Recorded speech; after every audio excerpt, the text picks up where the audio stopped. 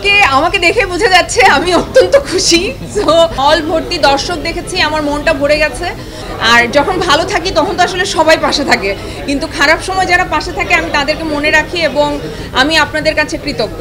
বলতেছি আপনারা সবচেয়ে স্পেশাল আমাদের জীবনে, এর জন্য আজকে আমাকে দেখে বোঝা যাচ্ছে আমি অত্যন্ত খুশি। সো আমি নিজে টিকিট করেছি, আমি 2 দিন সিনেমাটা দেখেছি 2 দর্শকের সাথে বসে। আজকে আমি টিকিট করেছি কিন্তু আমি আজকে হলে ঢুকি নাই, আমি হলে যেয়ে উকি মেরে দেখে আসছি যে কত দর্শক আসছে। সো যখন হল ভর্তি দর্শক দেখেছি আমার মনটা ভরে গেছে, কারণ আমরা অনেক কষ্ট করে সিনেমাটা করেছি, অনেক চ্যালেঞ্জ নিয়ে সিনেমাটা করেছি।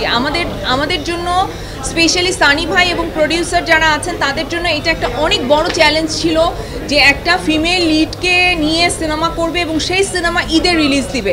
এই সাহসটা যে এই টিমটা করেছে এই জন্য আমি তাদের কাছে গ্রেটফুল, এবং দর্শক আপনাদের কাছে আমি গ্রেটফুল যে আপনারা আসলে সিনেমাটাকে ভালোবাসছেন, আপনারা সিনেমা হলে আসছেন। প্রথম দিনের তুলনায় দ্বিতীয় দিন অডিয়েন্স বেশি ছিল, দ্বিতীয় দিনের তুলনায় আজকে অডিয়েন্স অনেক বেশি, এবং আমি আশা করছি যে পরবর্তী দিনগুলোতে আরও অনেক অডিয়েন্স আসবে। আর এখানে যারা সাংবাদিক আমাদের ভাই বোনেরা আছেন, আপনাদের কাছে অশেষ কৃতজ্ঞতা যে আপনারা আসলে আমাদের পাশে আছেন। আমার জীবনের একটা বিশেষ জায়গা দখল করে আছে বিনোদন সাংবাদিকরা, বিকজ আমি যখন অনেক বাজে সিচুয়েশনে ছিলাম তখন আমার পাশে আসলে আপনারা ছিলেন। আর যখন ভালো থাকি তখন তো আসলে সবাই পাশে থাকে, কিন্তু খারাপ সময় যারা পাশে থাকে আমি তাদেরকে মনে রাখি এবং আমি আপনাদের কাছে কৃতজ্ঞ। Thank you.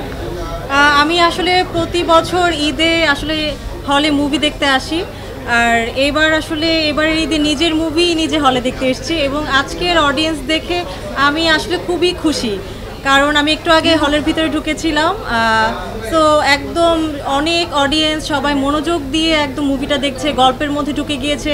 সো সব কিছু মিলিয়ে আসলে আমার খুবই ভালো লাগছে, এবং এভাবেই আসলে এশা মার্ডার সবার কাছে পৌঁছে যাক।